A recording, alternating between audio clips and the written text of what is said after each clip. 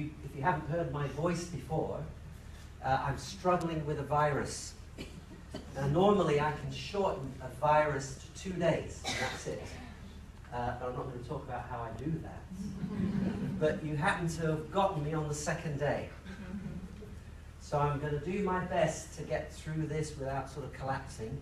I'll have to drink plenty of water, so there may need to be a loo break as well. So you'll have to forgive me if that's the case. All right, so it's an honor to be here. And I'm always glad to share this topic with an audience. I noticed that the majority of the audience are ladies, but there are a few gentlemen here in support. What I'm going to be talking about is largely about this topic, changing the game in breast cancer risk. Now, why have I called the talk that? It's because I believe very firmly that we can change the game. And I hope one of my ambitions for this evening is that I empower every single woman in this room to know how to protect herself against breast cancer. Is that all right with you? That is what I hope to achieve from what I'm going to talk to you about. All right, I must also apologize because I'm not going to pull my punches tonight. Some of the things that I'm going to share with you may shock you. I warn you. But if you know me, you know that I like to tell the truth as I know it. So, without further ado, because I don't want to keep you here till midnight either, I'm going to speak hopefully for about somewhere between 45 minutes and an hour, because I want to allow you to ask questions, okay? I'd rather you keep your questions to the end, if you don't mind, because it may be the burning question you have. I'm going to cover it in part of my talk later. Is that all right? Cool. All right. So, notice I have a subtitle here. Can you hear me at the back, by the way? Yes. Yeah. You notice I have a subtitle here, What Doctors Won't Tell You About Preventing Breast Cancer. And it's not because they know and they're hiding it from you. It's because they just don't know. So, Natural Doctor is the name of my clinic. Why natural? Because my philosophy is built around finding natural solutions to problems. And it also involves detecting disease process early. So, you'll see in a minute. You remember this headline? It's going back, about maybe 4 years now, okay? Where Angelina Jolie, because she had the BRCA gene, and there may be some of you ladies in the audience have it, increases your risk of breast cancer by 60 to 80%. Now, she chose to have both of her breasts removed as a precaution. She also later went on to have her ovaries removed because she's also would have been at increased risk of breast cancer. But, and there are a lot of women who are following suit or have gone that path before. However, what this assumes is that if you have a genetic risk, that you cannot change it. That it's written in stone and that you cannot do anything about it other than surgically remove the breast tissue.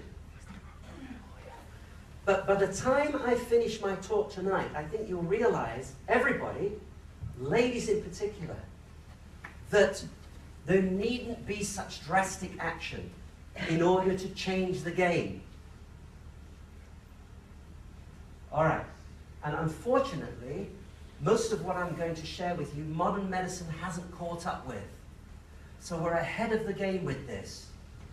So, let's cover some statistics about breast cancer. There are roughly 40,000 new cases of breast cancer in the UK each year. Lifetime risk in the UK is about 1 in 9, ladies. You have a 1 in 9 chance of succumbing to breast cancer. There are approximately 11,500 1,000 deaths a year. I know it's 2002, but it works out to, think about this for a minute. Every day, 33 women in the UK die from breast cancer. It's the commonest cancer in women in the UK. On a global scale, every 3 minutes a woman is diagnosed with breast cancer, and every 12 minutes a woman dies from it. It's the highest age standard incidence is in North America. It's about 87 per 100,000. And I want you to compare that with China, which is only about 11.7 per 100,000. So there's a big geographical variation. That should tell us something. Okay? It's partly genetic, but it's partly, what does it hint at you? What? Yes, it hints that it could be something to do with environment and lifestyle, right? Okay, so there's an estimated doubling of a treatment success if it's detected when it's localized versus when it's already spread. In other words, if you catch it before it's spread, it's easier to treat. That makes sense, doesn't it? Yeah, we know that. And here's the other thing. 30% of breast cancers occur in women less than 50 years old. That's almost a third of breast cancers are diagnosed in women less than 50. Now, I presume in Ireland, your women are called at age 50, right? For your first mammogram, is that right? Okay. Well, what about the 30% who have it before? All right. There's some bad news in all of this, but there's some good news to come, don't worry. All right? In the last 40 years, breast cancer rates have gone up by 80% in the last 40 years. In fact, if you look across the board at different cancers, cancers in men have increased about 49%, almost 50%, women 41%, that's all cancers, and prostate by 100% in the last 40 years. Richard Nixon's war on cancer that he declared in 1970 when he said, by the year 2000, we will have defeated cancer, unfortunately has not come to be.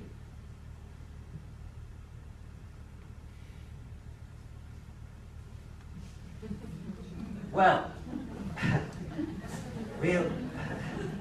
those of you ladies who've had a mammogram know what this slide is depicting.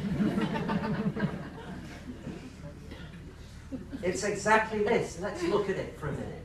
When you have a mammogram, ladies, some of you know this already, your breast is squashed between two plates. In fact, many women say to me when they say they've had a mammogram, they say it's like having your breast squashed between two fridge doors.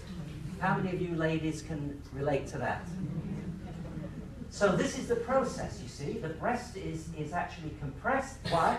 To spread the breast tissue out so that you can see any foreign object through the breast tissue, right?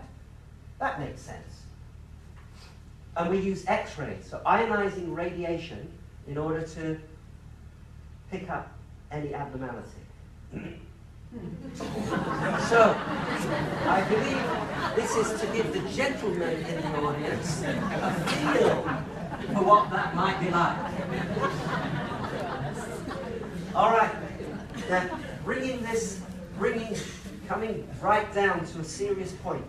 Here's where we're at with mammography, which is the current gold standard for breast cancer screening.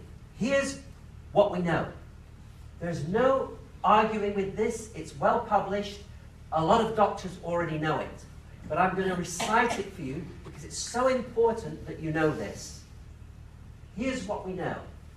For every 2,000 women screened over a 10-year period, one life would be saved from breast cancer. Did you follow that? Yeah. For every 2,000 women screened for 10 years, from age 50 on, we would save one life from breast cancer using mammography. Watch. But for every one saved, 10 healthy women would have unnecessary treatment for cancers that would never have been a threat to their life. Mastectomy, radiation, chemotherapy for cancers which would never have led to a threat to that woman.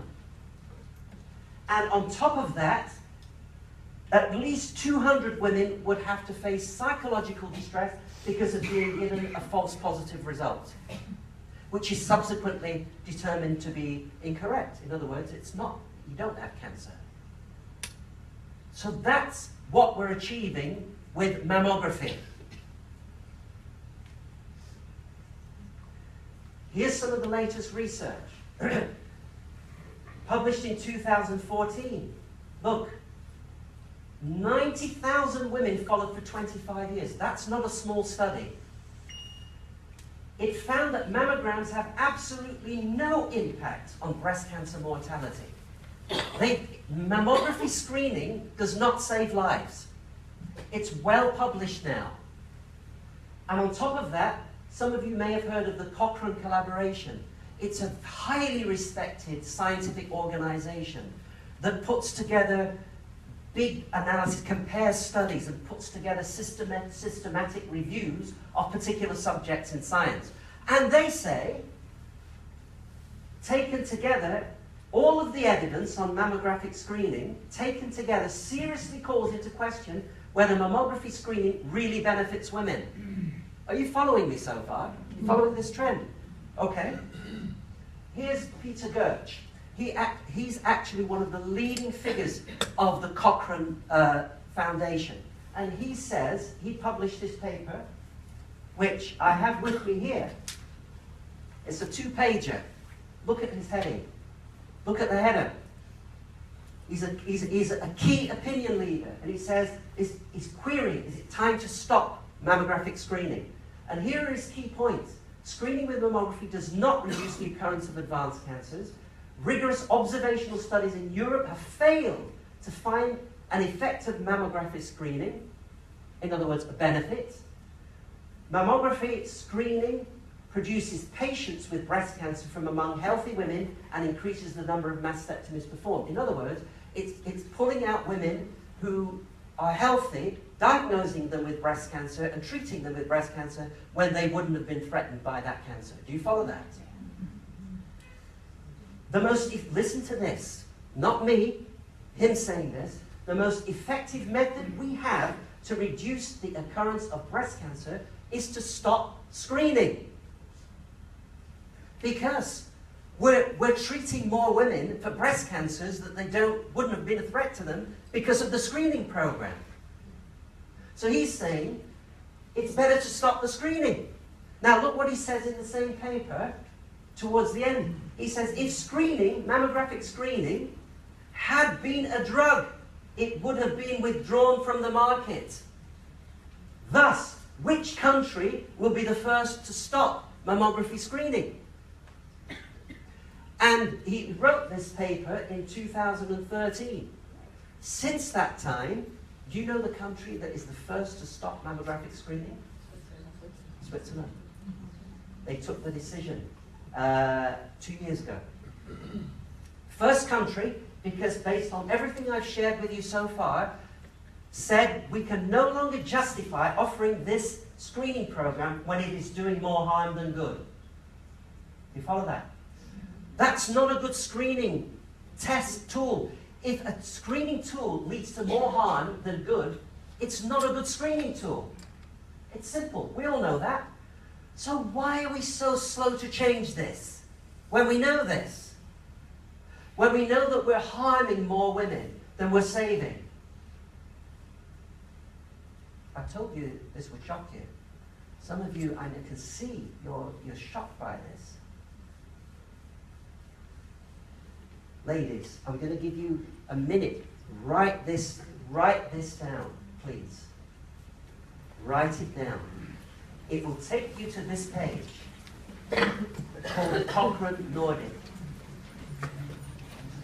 One of the things the Swiss said, one of the things that the group in Switzerland that reviewed all the evidence said before they banned mammography, one of the reasons why it should be discontinued was that women are not being told the truth about mammography. They're told the benefits and not the harms. So they're not able to make a decision, an informed decision, because they're being given skewed information. They're being given information which makes them feel irresponsible if they don't have a mammogram. And information which makes it seem like the benefits outweigh the risks. You follow? The Swiss said, that is not right. And they're damn right it's not right. Because now, the reason I'm giving you this link, ladies, it takes you to this page. And you see there, mammography leaflet. Do yourself a favor. Go to this website, print that leaflet, which is this one. I don't know why more women have not been told about this, but this leaflet will tell you exactly how it is, ladies. It will tell you the ins and outs, the pros and cons of mammography to enable you to make a decision whether to have one or not. And it will tell you straight. What I want you to do, read it for yourself. Any woman you care about in your family who's going through this turmoil of deciding whether or not she should have one, get her to read this document. All women should read this document.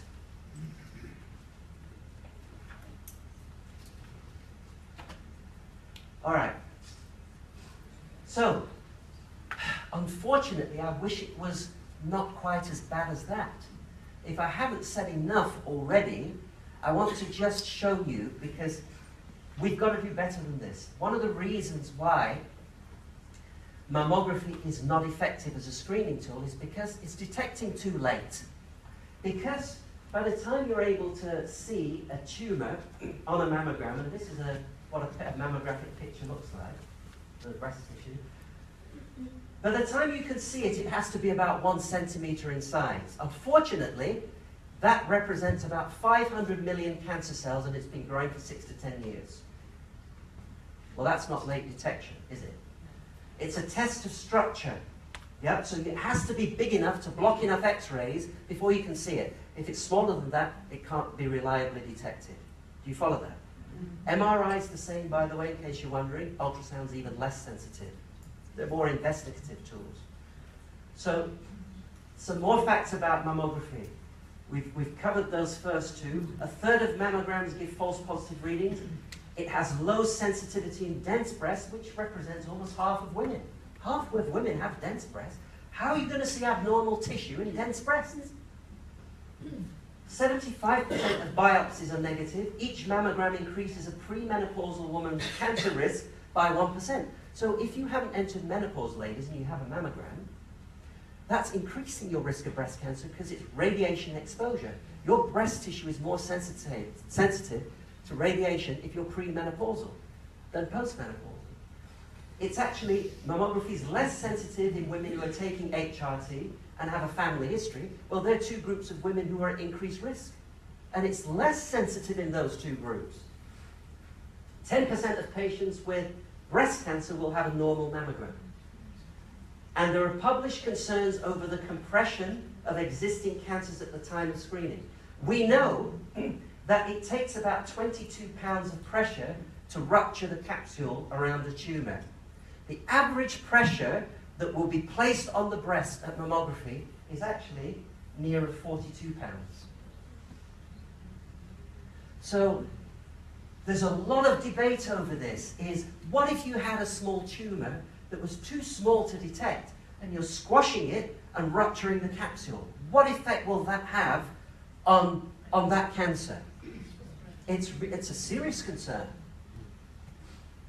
And here is a pictorial representation of what some were saying. So here we have mammography, and it will probably detect a tumor when it's reached about 1 centimeter, yes, 10 millimeters. But it's been developing all of this time before. And we think that period of time, looking at what we know about rates at which tumors double and replicate, that can take 6 to 10 years. So it would be useful, wouldn't it, if we could detect here? Would you agree with that? Instead of here. The problem is, and this slide has been misdrawn, by the way, because it shows these little dots here are the cancer starting to spread when it's reached 2.5 centimeters. bad news, because actually, when we identify what we think is a single tumour on a mammogram, back here, already 2/3 of them are spreading outside of that area. We know that from wide excision biopsy that removes 4 centimetres of tissue around the lung. We find what we call microfoci of cancers. In other words, didn't show on the mammogram, but already spreading. So, how can mammography be early detection? Because that's what it's being pitched at. So not only is it harming more women, but it isn't detecting early enough anyway. Do you see the problem here? Oh, one other point, sorry. It takes 5 years, we think, for a tumour, once it's formed, to have metastatic potential, meaning it has the ability to start spreading. 5 years. So if it's taking 10 years to get there, we're detecting how many years too late? 5. If you follow that reasoning, we're detecting 5 years too late. So we have to do better than this. We have to have another test, another tool that allows us to detect back here, to detect early signs of a developing tumour. And thankfully, I'm going to share with you this evening, there is such a test. I don't know if you have one in Ireland yet, but... Now, before I talk about that, what is a good screening tool? This is just generally what we accept. A good screening tool, if we're talking about cancer, it must have high sensitivity for small cancers. That means it can reliably detect it. Yes? So if you have a problem, this tool detects it. That's called sensitivity. It must be cost effective, which means that it's not so expensive to have that screening tool out there. And it must be safe and acceptable to the population being screened. Well, I've already shown you, number 3, we can definitely cross that one off for mammography. Number 1, we can cross off because it doesn't have high sensitivity for small tumours. And number 2, well, a mammogram probably, if you pay for it privately, will cost you £250. I don't know what it would be here, but I know in London that's what it's going to cost you. But the point is to set up a mammography room where you have to screen against ionizing radiation is not inexpensive. So to set up the screening is expensive. You follow that? So actually I would argue that on all 3 of those points, mammography falls down. In comes thermography. Now what is that? Because I've been offering this in my clinic for the last 12 years. And the fact that I've been doing that should tell you it must have some credence. Because I don't do things if I don't think they have merit or that they will impact positively on my patients. I just don't bother, I don't waste my time. But this intrigued me from when I discovered it 14, 15 years ago. Instead of using radiation, what it uses is heat detecting cameras. You may have seen them. They use them in the military. They use them to detect leaks from buildings. So they use them commercially and in the military. But what these cameras do is they detect heat. The latest cameras, digital infrared, they're able to detect heat as low as 0.025 degrees centigrade. So very small temperature changes. Now if I tell you, although I think it's in a later slide, maybe it's in a later slide, in 1982, the FDA in the USA approved thermography to be used alongside mammography and etc. to screen as a screening tool. It was approved in 1982. So there are many reasons why it hasn't reached the pinnacle of where it should be, which I won't bore you with. But the point is, it's still rarely available. I must be one of, that I can think of, I think there are only 2 or 3 doctors in London, the centre, offering thermography. And few and far between in the rest of the UK. What's the difference? Well, thermography, because it's detecting not structure, but heat which comes from increased metabolism and also new blood vessel formation, or a process called angiogenesis, which all tumours stimulate to nurture their growth. It's how they bring oxygen and nutrition to themselves. They stimulate this process of new blood vessel formation, and they're also highly metabolic. Those two things give off heat. And therefore, using infrared technology, it gives us an opportunity to detect these heat changes much sooner than it reaches 1 centimeter. Do you follow that logic? Yeah? So, we think it gives us a 6 to 10 year advantage over mammography. That's highly significant. Because it means, given what I've told you already, we detect before it starts spreading. An abnormal thermogram is the single most important marker of high risk for developing breast cancer. That's based on all the studies that have been done on it. It is 10 times more significant than a family history. What that means, ladies, is if you have an abnormal thermogram, it's 10 times more significant and increased risk than if you have a family history of it. You follow that? Okay. Studies have shown a 61% increase in survival rate when thermography is combined with mammography. So we shouldn't be ignoring this.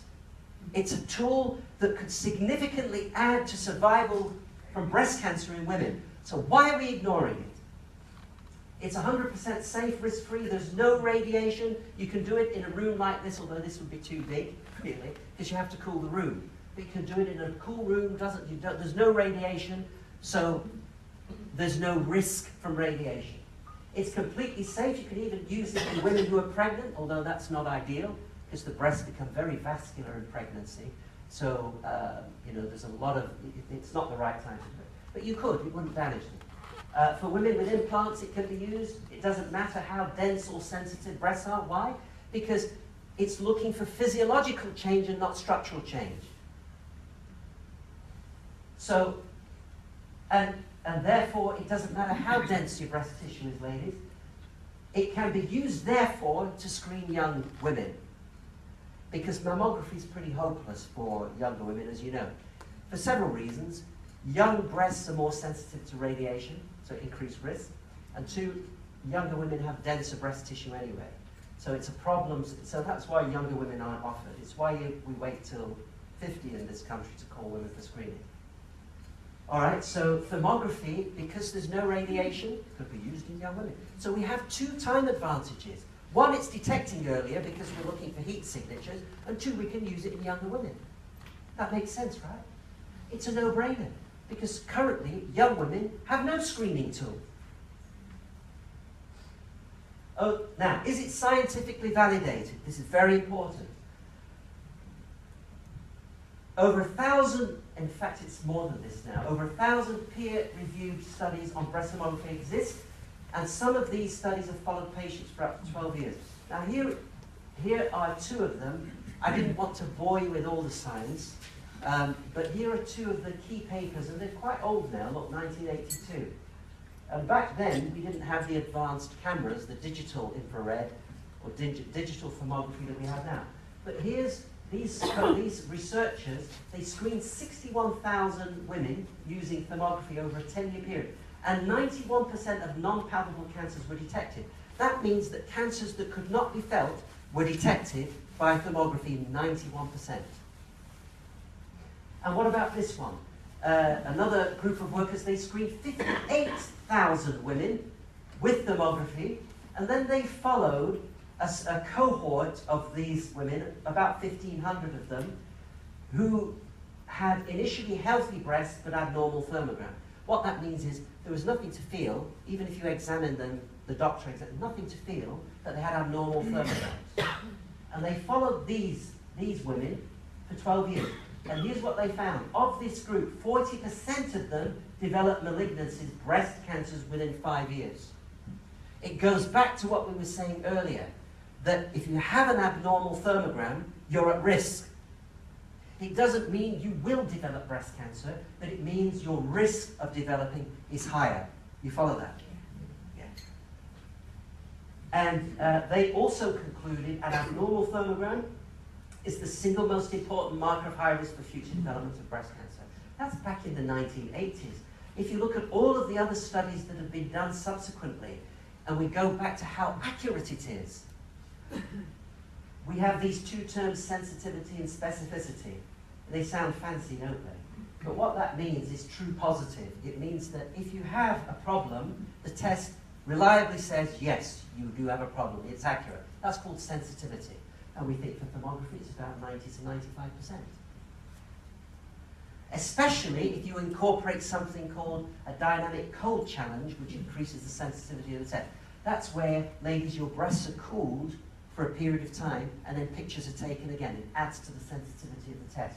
So, if you're ever going to seek out thermography, and it's by somebody who's not me, make sure they incorporate a dynamic cold challenge. Ask them that. Do you do a cold challenge? If they say no, then they're not up to date with thermography, because it increases the sensitivity of the test when you do it, and therefore it should be done. So, and specificity means true negative. That means you're saying to a woman, actually, you have normal breasts, ladies, based on this test, and they really have normal breasts. You follow? That's a true negative. It's also between 90 and 95%, compared to mammography, which is about 70%. Are you following me so far? Okay. I'm doing a lot of talking, aren't I? And I haven't even gotten on to how you change it, ladies. But don't worry, it's coming. Okay, so if we come back to the screening tool and we analyze the same criteria for thermography, does it have high sensitivity for small cancers? Yes, because it's picking up heat signatures. Is it cost effective? Absolutely, because you can have one of my systems, and I'm not selling this to you, anybody, but if some of you are interested, or you know doctors who would like to get it, you come and see me afterwards. It costs you about £25,000 to have a fully functioning thermography system, and you don't need a lead-lined room. You just need a cooler in the room. Is it cost effective? Absolutely. Doesn't cost more than having a mammogram either. And the price will come down the more it rolls out. I promise you that. Is it safe and acceptable to the population being screened? Absolutely safe, no radiation. Can't be damaged by it, no compression either. So, as distinct from mammography, thermography gets ticked on all of those things. Now I want to show you some examples, and then I'm going to talk to you about how we change the game. This is one way of changing the game, by the way, ladies, is you've got to detect earlier. You follow that? One of the things we must do if we're going to make a difference, we've got to detect earlier than we're currently doing with mammography. So I'm going to show you some examples, and the first two are normal. This is a normal thermogram, and it's normal to have, obviously, color-coded, so the red is hot and blue is cold. Yeah, nipples are always colder because they jut out from the body. Can't really see them in this picture. But it's normal to have heat under the breast like this. So this is a normal thermogram. It's symmetrically cool in the right places.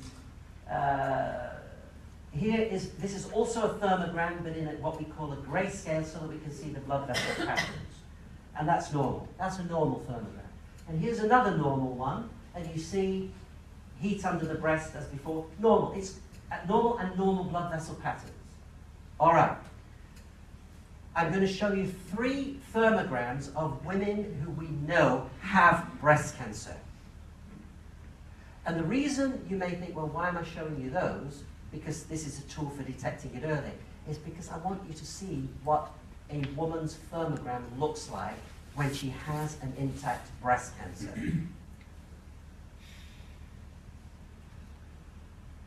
Which side is the cancer? There, right? You see the difference? Look how much heat that breast cancer is generating. Look at the abnormal blood vessel patterning here. You see that? Breast cancers generate heat. Here's another one. Now in this case, look, you can see the structural change. The nipple is actually pulled up. You see that? There's actual physical change. Look at the heat being generated by that cancer. If anybody doubted that cancers generate heat, that's why I'm showing you these. Look at this one.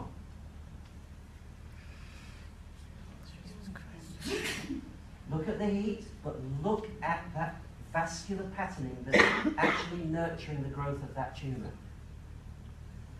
So, the reason I'm showing you these is to tell you that we have an opportunity to detect these heat changes much sooner than this. Now, this is in my clinic. You see how thermography is being done with this tiny little infrared camera. This is one of my assistants. That's actually one of my assistants who's just mocking this up. I didn't ask permission to use this, by the way. So, but her face is not shown, so it doesn't matter. So this is in my clinic. It's just a small room, which is cool. You can't see the cooler. But I've developed a computer-assisted thermography system called ThermoCheck, which allows the computer to analyze all of the temperature data. It means that we don't make mistakes by a human, a doctor, eyeballing. The computer does the temperature analysis by analyzing all of the temperatures within these grids. So here shows it a bit more clearly. So here you have the right and left breast, and we tell the computer analyze all of these subquadrants, nipple and areola, and compare them against the other side to see are there any temperature differences. And then go back and compare that breast against itself before and after a cooling period to see is there any abnormal response to cooling. And then all the doctor has to do is literally to look and see are there any abnormal blood vessel patterns, and that takes about 60 seconds of my time. Bam, it bounces off the cloud, comes back, you can print that report straight away. It takes a fraction of a second. It takes about 20 minutes to do the scan. I developed this because I really want to get this out there. I'm determined, one of my missions is to make this available to women across the globe, not just UK and Ireland. You see this thing here, Breast Health Empowerment Program? This brochure was put together specifically for doctors who have an awakening based on everything I've shared with you and say, I would like to offer this to women in my locale. How do I do it? How do I get one of these pieces of apparatus so I can make it available? So I'm determined to do my bit. I need a drink. Cheers. Cheers, Dave. Thanks, Nyjon. Bless you.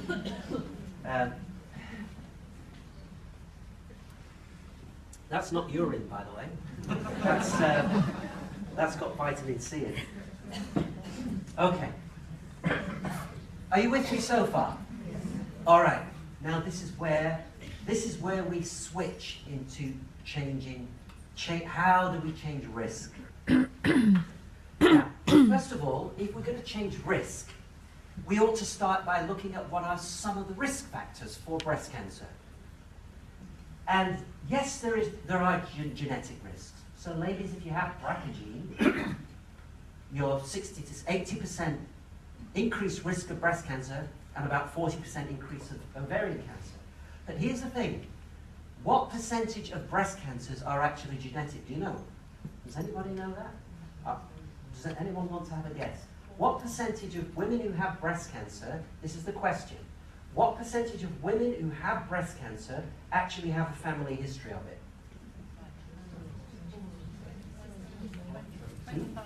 Don't be shy. 80%? 25% I'm hearing? 5%. What? 7%. There's a man who's either heard me speak before or who's very well informed. It's about 8%. 8%. Did you hear that, ladies? 8%. Only 8%. That means 90 to 92% of breast cancers have got nothing to do with family history of it. So, if, ladies, you cannot sit comfortably and assume because you have no family history that you have no risk. Did you follow that? Yeah. So, genetic, yes. Environmental, estrogens we'll talk a bit about. I don't want to keep you here till midnight. But honestly, aluminium containing deodorants, is it causal? We don't know. But if you look at the research of Dr. Darber, she's found aluminium and other heavy metals in breast cancer tissue, and therefore, where the hell did that come from? And so I say to my patients, well, I think it's probably prudent you don't rub aluminium containing deodorants in your armpit, because there may be an association. That just seems logical to me. Use a crystal or essential oil deodorant. Lifestyle factors, well, as we get older, increased risk for anything. Age at first pregnancy, so the older you are at first pregnancy, ladies, the greater the risk of breast cancer. Breastfeeding reduces risk, ladies. Breastfeeding reduces your risk. Being overweight increases your risk. Trauma to the breast, we think, may increase risk. Radiation to the breast increases risk. Smoking does, you can put that on any list really. Alcohol in excess does. Dietary fat does. Animal protein. Holy smoke. Did I just say animal protein? You're damn right I did. Animal protein, dairy, there are some associations. And last but not least, or maybe penultimate to last, emotional factors. Often the case. I see a lot of women with breast cancer, and a lot of them have had some major trauma or emotional disturbance. Almost all of them, actually. Now this one at the bottom, it's the same list, but this one never gets onto the list in the textbooks. Nutrient deficiency. Nutrient deficiency. And I want to talk about now, what are the nutrients that impact positively on breast health? And suddenly we have a picture of James Lind. Does anybody remember what he discovered? Anybody? James Lind. Look, it's a while ago, so I guess many of you weren't around then. In 1760, in fact, he died in 1794. James Lind, if I tell you he was a naval surgeon, does that give you a clue? Yeah, who said that? Vitamin D. Not vitamin D. C, for scurvy. He found that, and scurvy killed a lot of mariners. You know that. It killed more mariners than the actual battles. Did you know that? Than they were in at the time. Scurvy was a killer. But it was cured by just restoring vitamin C. So, I want to just raise a question in your head. Is there any possibility that breast cancer may be a nutrient deficiency? And if so, which nutrients? That would be neat to know, wouldn't it? Because no one taught me this at medical school. So I've had to learn it for myself. But you'll be pleased to know I'm sharing it with you. Well, let's start with this. And remember, so this is just showing a correlation of animal fat intake with the incidence of breast cancer. You see that? The more animal fat you have, the greater the risk of breast cancer. So the first rule is if we want to reduce risk, we have to cut down on the amount of animal foods we're eating. I'm sorry if some of you don't like that being said, but actually the data supports this. Animal protein, animal fat. The more you have, the more the risk. Now this is a crap slide, sorry to use that term. It doesn't track it, I have to find a better one.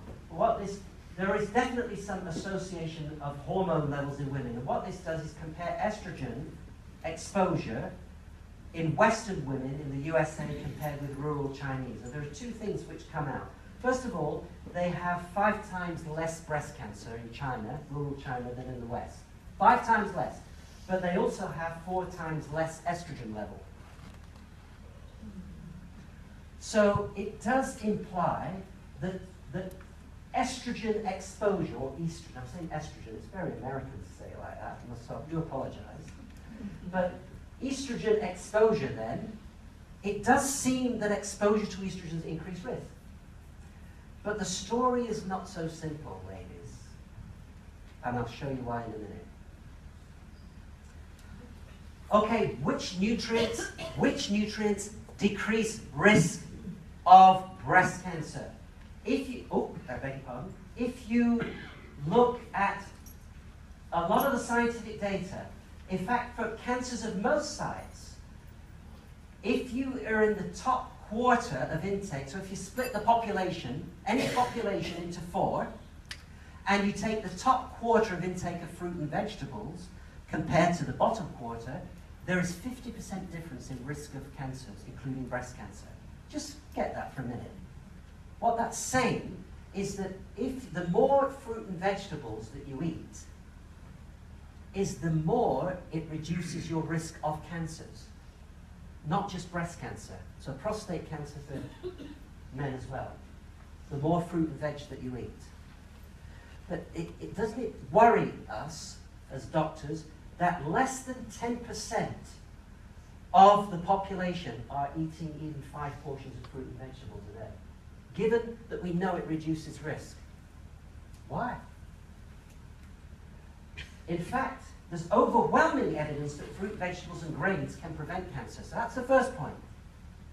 Now, if you look at all of the studies, and I'm going to whistle through this because they're making the same point.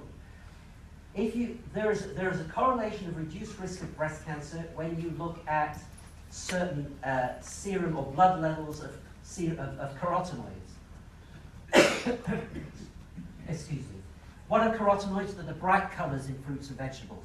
So in other words, the more carotenoids in the diet, the less risk of breast cancer. You follow that? Very easy.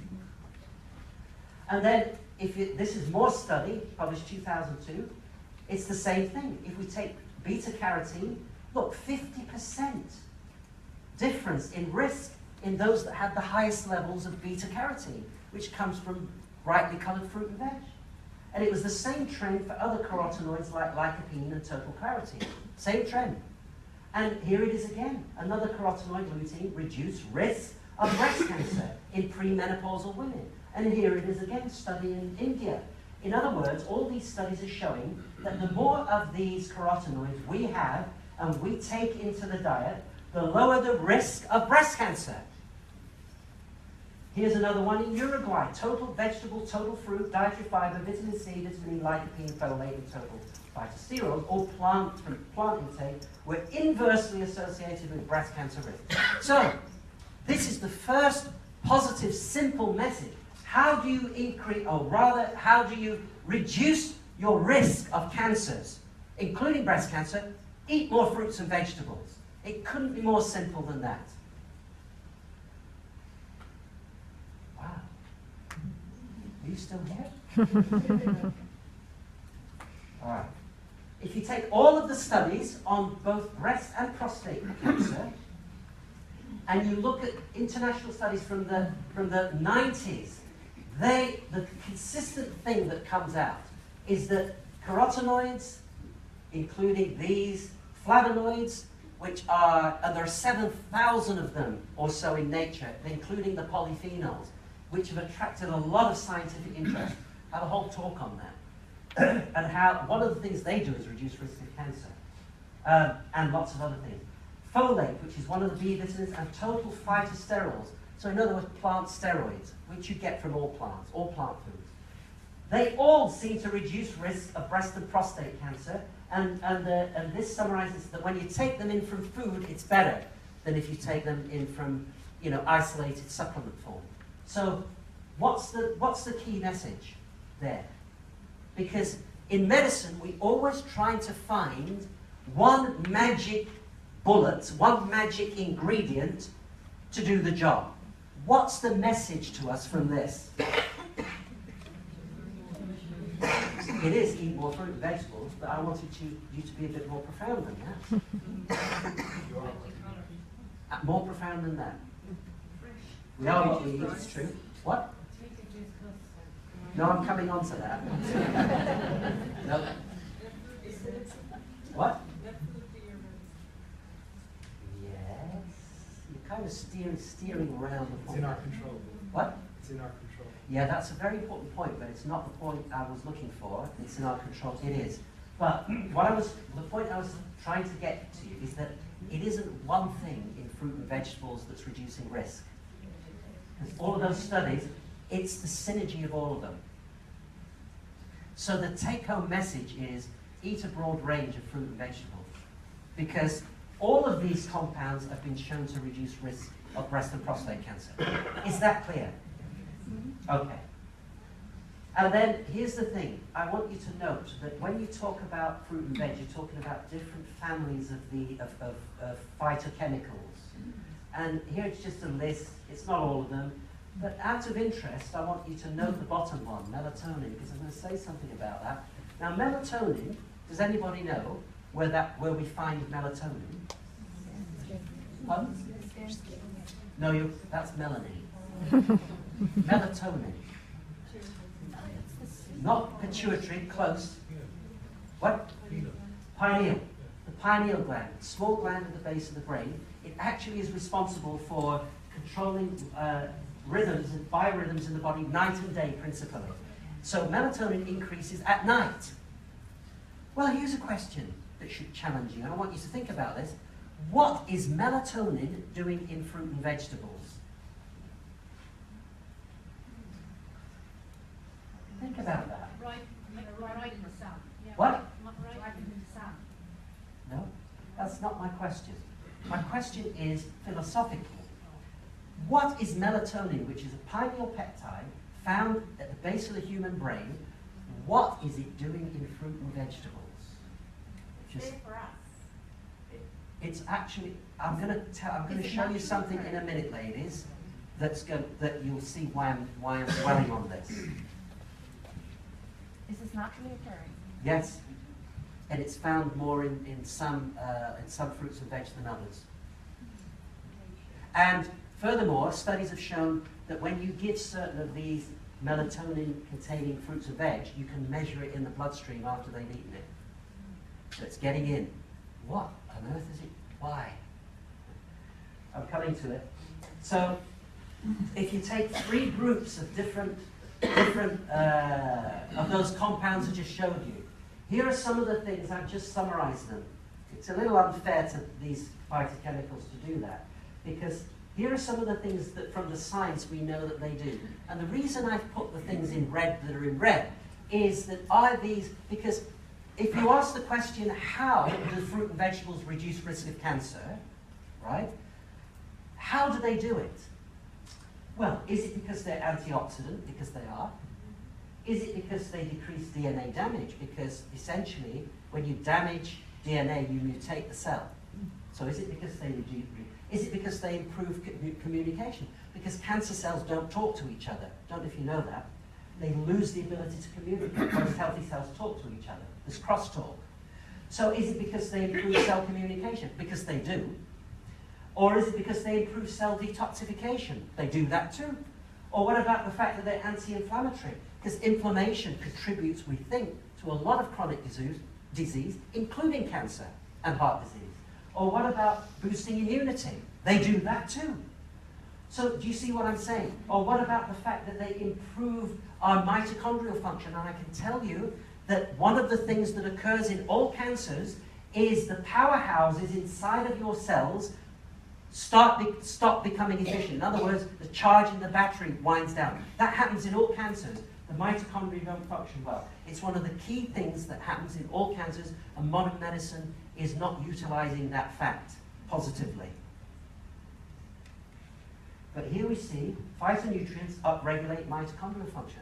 So, and here's another thing, they alter gene expression. They control our gene. What did we say at the beginning about having a genetic risk? That it ain't written in stone. Genes, ladies and gentlemen, our genes cannot turn themselves on or off. They don't do that. Genes are regulated by the environment that they are in. They're turned on, they're turned off, or they're modified according to the environment that they are in. Did you follow that? So, in other words, even if you have a bad gene, you can stop that gene triggering to cause a bad effect if you create the environment to keep it stable. And what we're saying is phytochemicals are amongst the best nutrients to control, to regulate our gene behavior. So it's why this topic is so wonderful, really, because it isn't one thing. It's not a drug effect, like you're trying to do one thing with one chemical.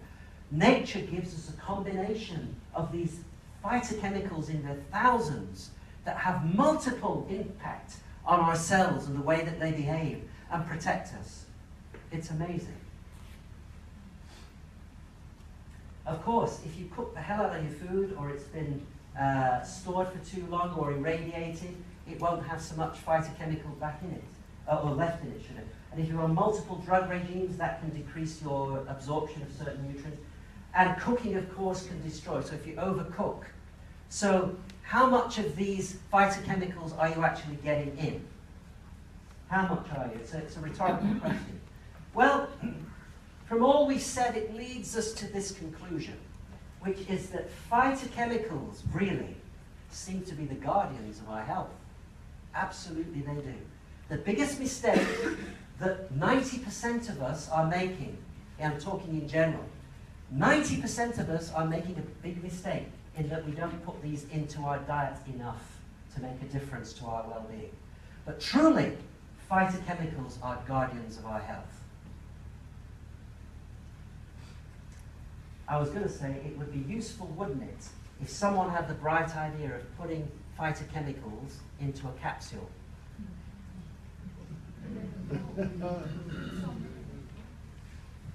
And they did. And I'm not going to say a lot, but given everything I've told you, the reason I am happy to endorse this, why I take this myself and have been taking it for the last 10 years, why I recommend it to virtually every patient that walks through my clinic doors, is based on all the things I've shared with you already.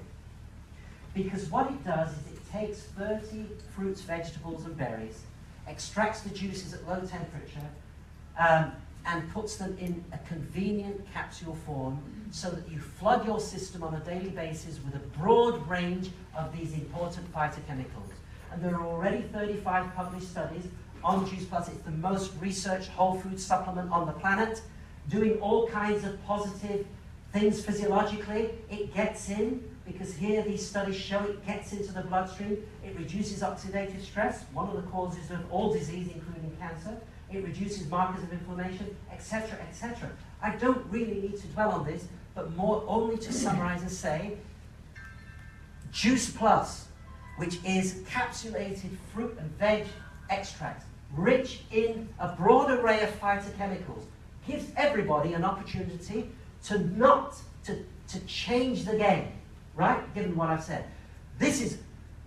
We have to thank God for that this is available to us, because it's making it convenient and easy for us to do everything that fruit and vegetables are supposed to be doing, and we're not.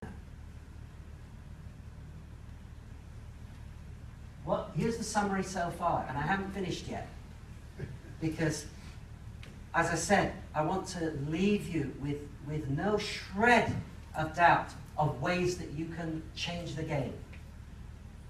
That's one. In summary so far, fruit and vegetable phytonutrients or phytochemicals are protective against cancer. Proven. Many phytochemicals act to protect cellular health. And they do it by different ways we've discussed. They are potent modulators, regulators, and controllers of cell growth. They have multiple effects that may explain their protective and therapeutic role in cancer. Cancer may in part be linked to phytonutrient deficiency. Do you follow that reasoning? Because we're succumbing because we're not taking enough of these in, and if we were, it would be protecting our cells. Next topic. Much shorter, by the way, now, because this is going to be just some quick points, but still very important. So I don't want to belittle everything else that I'm going to say, because it's extremely important. So, of course, estrogen, hormones, and breast cancer. I want to say a little bit about this because there's a lot of confusion over this. I need to blow my nose, excuse me. Bear with me 1 second. Sorry. I might have another sip of urine as well while I'm at it. So,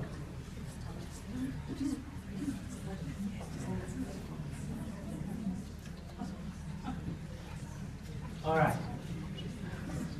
Okay. So let me say something. There's a lot of confusion about this. Up until just a few weeks ago in the press, You would have seen them talking about HRT. We seem to change track on this every month. A month before that, HRT doesn't increase risk of breast cancer. You remember hearing that? It's like there was a eureka moment, doctors went, phew, oh. And then a month later, oh, actually, HRT does increase risk of breast cancer. But we think now that actually the estrogen doesn't increase the risk.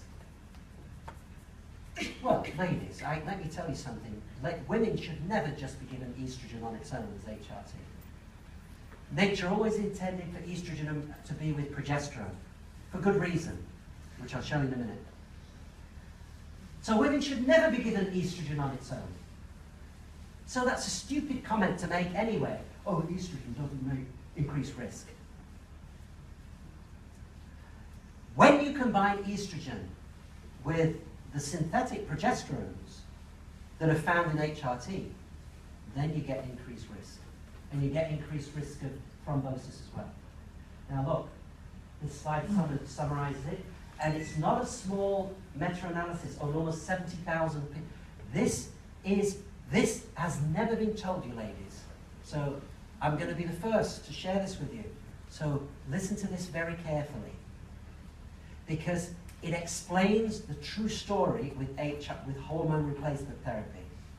If you take conventional HRT, it increases risk of breast cancer. There is no question about that now. There are more than enough studies that show that.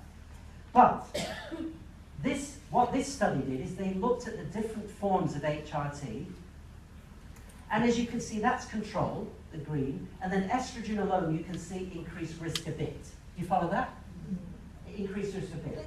And then estrogen plus this synthetic progesterone, increased risk again. When you combined it with these progesterones, these synthetic progesterones, look at the increased risk. But when you combine estrogen with micronized natural progesterone, what do you see? What? What do you see? There's no increased risk. When you combine estrogen with natural micronized progesterone, there is no increased risk in breast cancer. And there's also no increased risk in deep vein thrombosis either.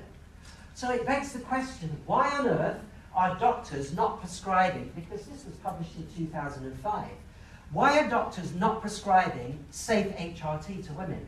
In other words, an estrogen, or estradiol if you like, but with micronized natural progesterone. Because that wouldn't be increasing risk, ladies, and it would give you all the benefits of HRT, strengthening your bones, protecting your heart, making you have less brain fog, improving your skin, all the things we know hormone replacement does without the downsides. But the reason why you're not being given that, ladies, is because there is no pharmaceutical economic interest in doing that. Because oral micronized progesterone is not patentable. It's a natural molecule, it's progesterone in its natural form, therefore it can't be patented. And no drug company is going to invest millions taking that to market for prescription, for doctors to prescribe, when everybody else can do it and they can't patent protect it. And that is where we're at with it. So here's the other thing. Look, ladies, it's not just... So the point from that is, it's not just estrogen, but the balance of estrogen with progesterone that's important in risk. Did you follow that? That's really important. Because if you have enough progesterone, even if you have more estrogen, it cancels the risk out. But here's another part of the story.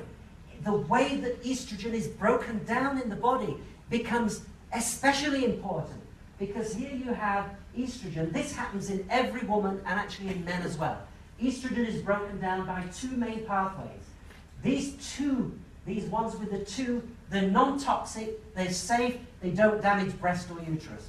But these ones at the bottom are toxic, 16 and 4-hydroxyestrogens. They're the ones that can damage breast and uterus. Now, every woman will produce a proportion of both of these. But if you're a woman who produces a lot of these, and by the way, this is easy to measure in the urine, They're really easy to measure, but doctors don't offer this test. But I would argue that any woman is going to be put on an estrogen of any form should have this test. Because how do you know you're not just going to drive these toxic estrogens in a woman who's producing a lot of them already? Do you follow that? If you don't do the test. Well, the good news out of this, ladies and gentlemen, is that even if you're a toxic estrogen producer, you can switch yourself to a non-toxic by certain nutrients in the diet. And those nutrients are principally the ones you find in cruciferous vegetables. So broccoli, kale, cabbage, cauliflower, Brussels sprouts, watercress, that family, ladies, are your breast friends. Remember that. What did Dr. Eccles say on my breast friend? The cruciferous vegetable. Because what they do, essentially, is they detoxify estrogen and make it safe, stopping it damaging. Any toxic estrogen is damaged. So it's not just estrogen, it's how you're breaking them down that's part of the story as well. And then couple that with whether or not you've got enough progesterone. Do you follow that? That's the true story behind hormones. And you heard it here first. Now here's showing you from a study. This is a woman with breast cancer. This is the surrounding normal tissue. Notice how pink it is, and it's not staining. But these are the toxic estrogens staining in the breast cancer tissue, and they're not staining around the breast cancer. So it doesn't prove that toxic estrogens cause the cancer, but it shows that they are found in breast cancer tissue. So there is an association. So everything we're talking about here is very relevant, and how to detoxify estrogen. It's very relevant to protecting yourself. So I gave you another tip. Cruciferous veg, reducing risk, lowering your toxic estrogen load, ladies. And that's an example of how a nutrient can change gene expression. And we were talking about that earlier. Even if you have a bad gene, in other words, you have a bad gene that's making you produce lots of toxic estrogens, how do you change it? Eat lots of cruciferous veg. It will actually change that gene expression so that you produce non-toxic estrogens. That's an example of what we call nutrigenomics, a nutrient affecting gene expression. And medicine, modern medicine, has not caught up with this. So, there are some other ways that you can improve your detox of estrogen, ladies. We've said that already. Exercise does it, omega-3, and iodine. I'll be saying a little bit about iodine in a minute, because 45% of Europeans are now deficient in it. Now, before I leave hormones, remember I mentioned melatonin? Melatonin, which you produce from the pineal gland at the base of the brain. Here is control, and here, this study, this is increased breast cancer risk after menopause. See, breast cancer post-menopausal women is that line. So what you notice is that there's an increased risk in breast cancer. But you don't, what you see in women who take melatonin, what do you see?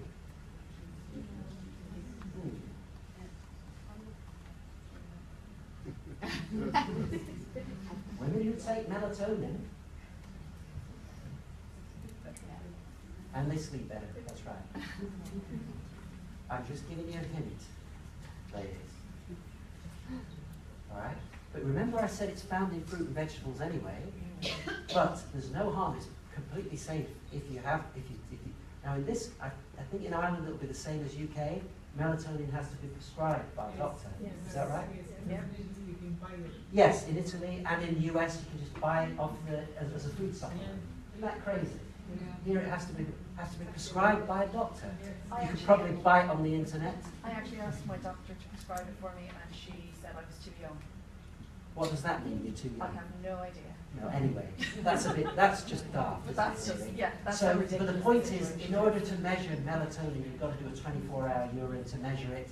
It's a bit burdensome to do. And usually I say to women, look, if you're worried about breast cancer, take a bit of this stuff every night. It's not going to do you any harm, and arguably will do you a lot of good. Okay, look at that. All right? Is that all right so far? Yes. All right, let's touch on omegas before and I'm coming to the latter part of my talk, you'll be pleased to hear. So I want to give you a chance to ask a few questions. Let's look at omegas. If you look at all the research, there's a significant inverse correlation between a woman's consumption of foods rich in omega-3s and her risk of breast cancer. So the things we were arguing for phytochemicals, we could also land them here again with the omega-3s. Okay, so this is really, I'm not going to dwell on this, it just shows the same correlation. The more omega-3s, the less risk of breast cancer. Yeah? Is that all right if I skip over this? The more omega-3s, same thing, different studies showing the same thing. Women are at higher risk if they have low omega-3. Here's a study from Singapore, almost a 30% reduction in breast cancer with those who have high intakes of omega-3. So there's another nutrient that you can put in, ladies, that will reduce your risk. So from fatty fish, or if you take it as a fish oil, make sure you take it as a good quality. How do you know if it's a good quality? You go on to ifosprogram.com, IFOS, International Fish Oil Standards.com, and look and see if that fish oil has been tested and if it has a certificate. And they give a star rating, 1 to 5, 5 star being the best, no contamination, has the amount of omegas in, you know you can take it safely. Do you follow that? ifosprogram.com, check it out, that's how you know if it's a good quality fish oil. Because you don't want to be taking in concentrated heavy metals, do we? And you know from fish from the sea, that's a problem. Yeah, krill oil, well, krill oil theoretically is good. But I think the jury's out. I don't think we know enough about krill oil yet. Potentially, it's thought to be more bioavailable, which means you can take less to get the same amount of omega-3s. But I haven't seen enough studies with krill oil, pre and post, to show that it makes a big difference to the omega panels as you measure them. So I reserve judgment on that until I see the evidence. Really. Fish oils, I know do it, because I have enough experience from my own clinic. When I put people on good quality fish oils, I can change their omega ratio very quickly, usually within a couple of weeks. Which one? Am I allowed to say? Well, all right. Am I allowed to say? Okay. Well, it's a shame I don't have one of my own, otherwise I would recommend it. But the one there's a company called Life Extension, which you can probably buy. Life Extension Super Omega 3 is a 5-star IFOS rated fish oil. Okay, you got that? Yeah. Life Extension Super Omega 3, 500 milligrams per capsule. Most people need about 2 grams a day. That's 4 capsules. Any less, no guarantee that's making a big difference. But it actually improves brain function, and if you've got depression, it's a good antidepressant. More effective than antidepressants. All right, next. Now here's the problem, and this is why this is even more relevant. Is because if you look, okay, if you look at the ratio of omega-6 to omega-3 in modern populations, and I mean now, most of us have got too much omega-6, not enough omega-3. And unfortunately, that means you're more prone to inflammation and you're more prone to cancers. So most people have to do is they have to reduce omega-6, so reduce meat, reduce a lot of the vegetable oils that we're using, reduce processed foods, and increase omega-3 intake to change that ratio to be more favorable. Okay? You got that? Okay. Cool. Now the mechanisms are not important. Need to talk about this. Vitamin D. Arguably, ladies and gentlemen, one of the most significant and easy ways to change your risk of cancer. Put your hands up in this room now if you know what your vitamin D level is. Put your hands up. Don't be shy. One person, 2 people, 3 people. You're a bit shy, aren't you? 4 people. 4 people. How many people are there here? Nearly 200 people. Only 4 of you know what your vitamin D level is. One of you ladies that put your hand up, what's your level? Do you remember? 72. Those 4 of you who put your hand up, do you know? Give me a number. What? 150? Great. I can't remember. You can't remember the number. 72, 150. Just bear those numbers in mind for a minute, because I'm going to show you something. right? Vitamin D. Look. Both observational studies in humans and animal models support that vitamin D has a beneficial role in cancer prevention and survival. Breast cancer is more common in women with low vitamin D levels, ladies. In a study, one study, look at this. They only they supplemented vitamin D, just 1,100 units.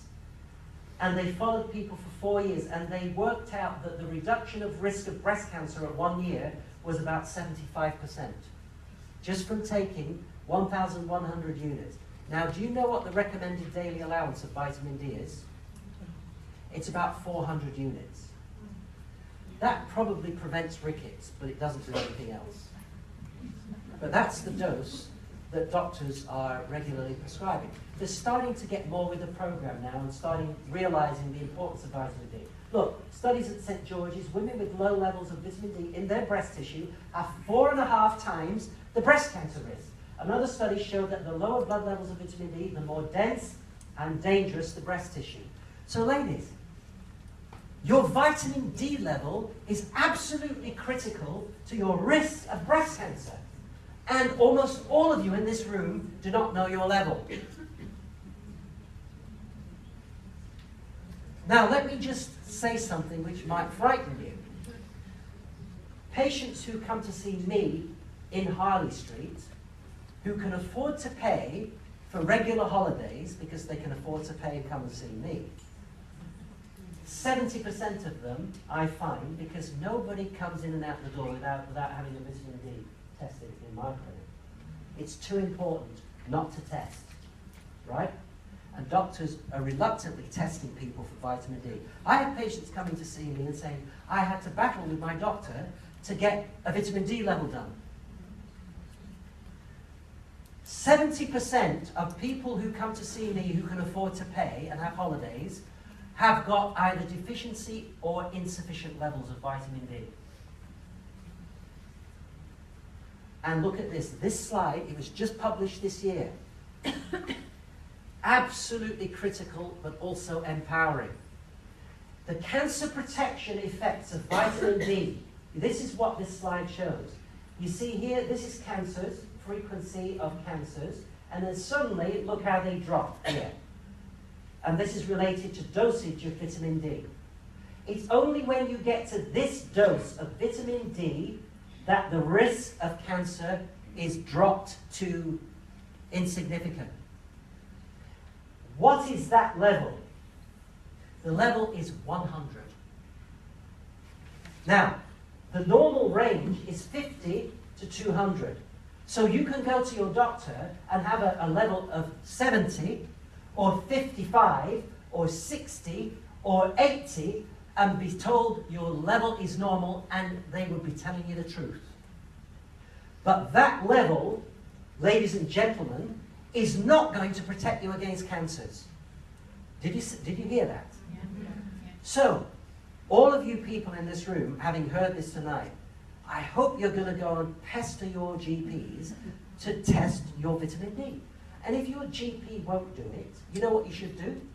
Oh, well, apart from the obvious, but... Get a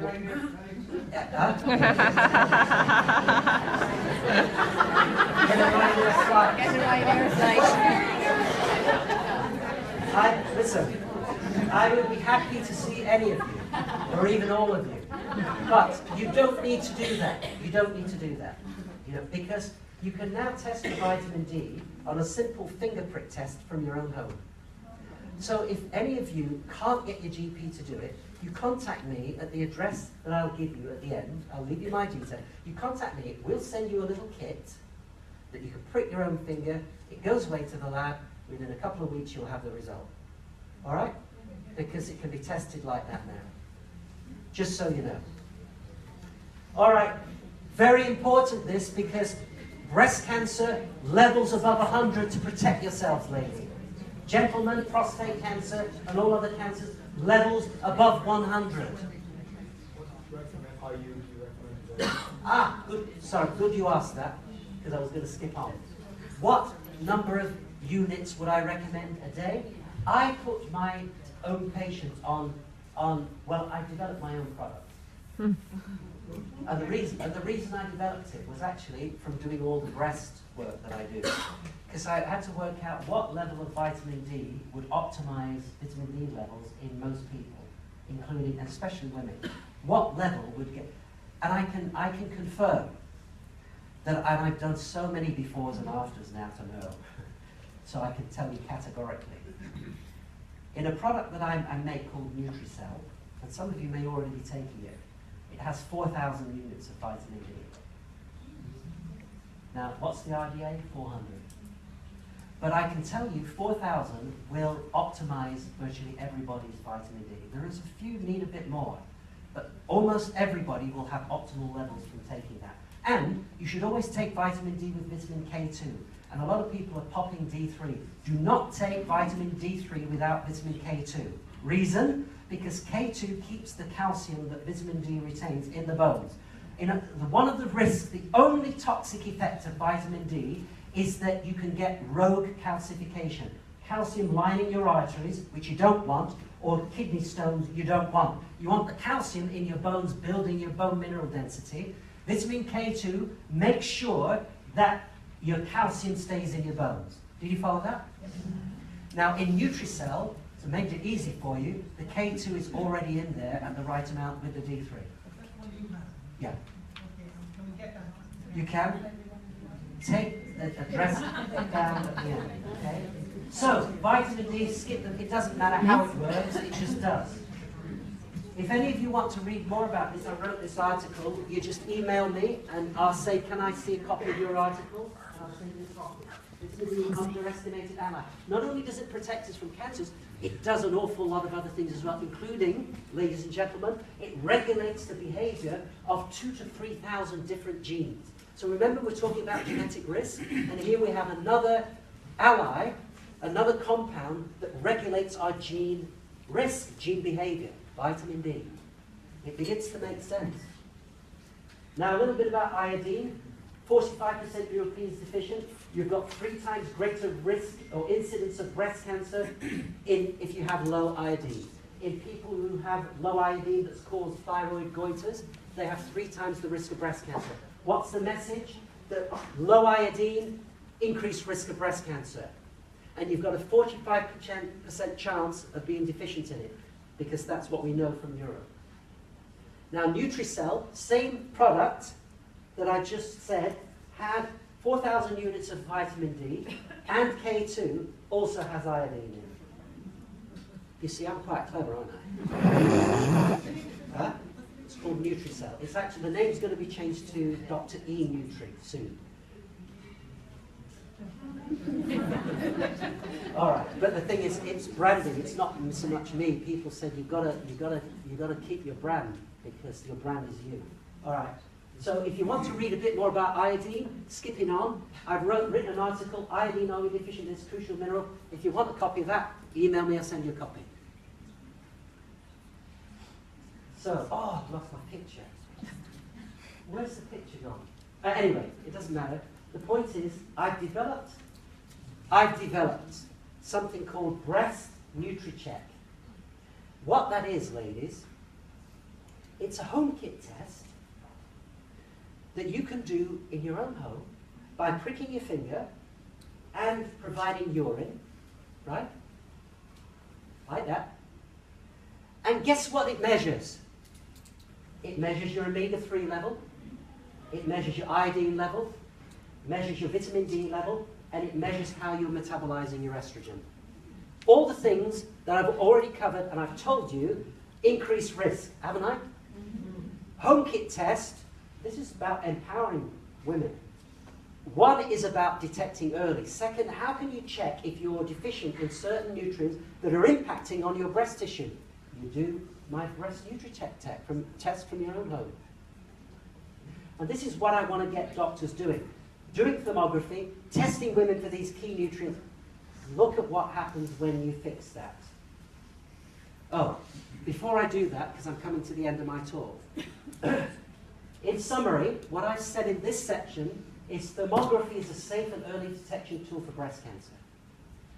90% of breast cancers are environmentally triggered. Certain nutrient deficiencies seem to increase risks. Phytochemicals, omega-3, iodine, and vitamin D, all easy to correct. Genes cannot turn themselves on and off, so even if you have a genetic risk, the environment you create for those genes will determine whether they trigger or not. That is empowering. Breast NutriCheck is what I just told you about. It's a home kit test. Empowers women to check the nutrients that impact on their breast health. Here are some examples. And what I developed a product called Dr. E Nutri Plus, or NutriCell Plus, right? Now that has another special ingredient in which I can't tell you, but it's a natural ingredient which turns off cancer cells and has no side effects. So what I'm about to show you are some before and afters of women who have abnormal thermal scans, and then they take this Dr. E Nutri Plus for well, you'll see how long. Here's one. Now you'll appreciate that this breast has what we have a rating 1 to 5 as a thermal rating. So 1 and 2 is normal, 4 and 5 is high risk. Do you follow? And she has 2 hot spots. She's got a hot nipple, and she's got these hot areas. These red areas are significantly hot compared to the other breasts, which is not shown in these pictures. And these yellow areas are moderately hot. They haven't reached significant temperature differences. But here, this shows you the cooling map. They cool after the cold challenge. In other words, those areas which are hot all cool down.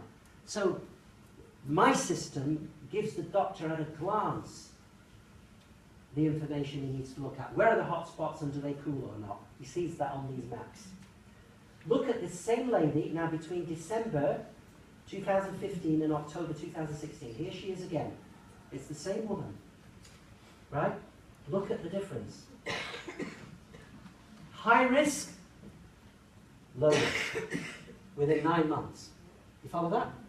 Here's another example. This time she's a TH5 on this side because she's got a hot nipple, a hot areola, plus these other hot spots, plus these moderate hot. This gives her age and initials. 53-year-old woman. This is April and October, so it's only 6 months. Look at the difference. Look at the difference. And this is just intervening with nutrition, with a nutraceutical. No drugs, no pharmaceuticals, no toxic invasion, which is damaging women or damaging breasts. This is natural intervention. And I'm taking women who are high risk, measured by thermography, and turning them to low risk within 6 to 9 months. I don't mind if you say amen to that. Because this is the work that should be being done. And I'm going to do my best to get this out there. And here's the last example. Here she has another, she's on her left breast, she's got a TH4 because she's got a hot nipple and another hot area there. And they do cool down. And this woman does have a family history of breast cancer, and she's 60. But where have the hot spots gone in 6 months? They're not there anymore. So whether that was an early cancer, or whether it was inflammation, or whether, it doesn't matter. The point is that these women were at increased risk, and we've changed their risk within 6 to 9 months. And that is the essence of this program that I'm trying to roll out.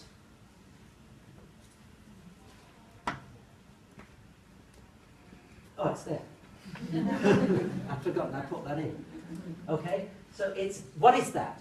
It's a combination of offering thermography, a combination of testing the right nutrients that impact the breast NutriCheck, and the nutraceuticals, including all the things we've spoken about in Juice Plus, that can change the game. Just before I close, for those ladies who can't have hormones because they may have had breast cancer, or there's reasons why you can't have, you may have heard of this device. It's about, how many of you have heard of this? Oh, how many of you are wearing one? You have it at home. There's a lady at the back there. There's a lady at the back there wearing one, and yours is on the mantelpiece.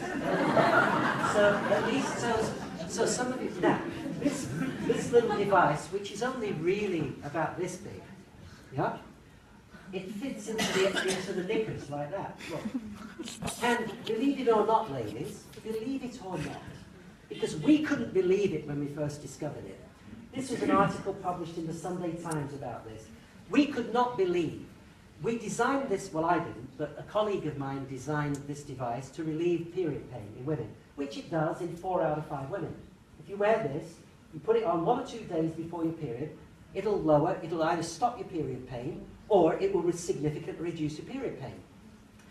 What came as a massive shock to us was when women who were perimenopausal, meaning that they were still having periods, but they were getting close to menopause, so they started having menopause symptoms, double whammy, period pain and menopause symptoms, started saying, my menopause symptoms have disappeared.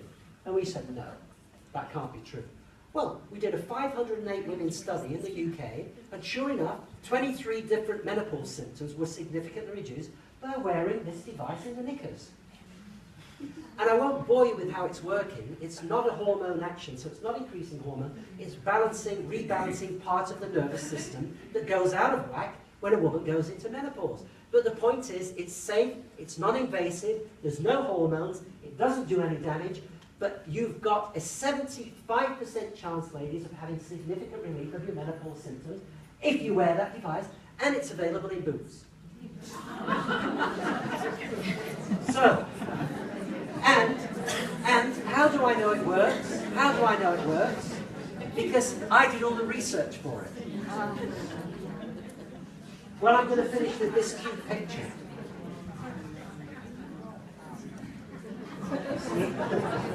You have to look at it a while to see what the kid is actually doing.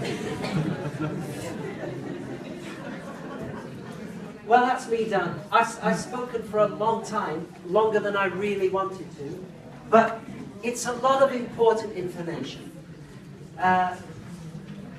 I do have some cards, I don't know if they've been given out, and also I have some brochures which have my contact details on. I would advise you anyway, write these down in case you don't manage to take a brochure or a card, because if you need any help with anything we've spoken about, you can contact me at this email. Watch out for this, Harley Street Online, because that's going to make accessible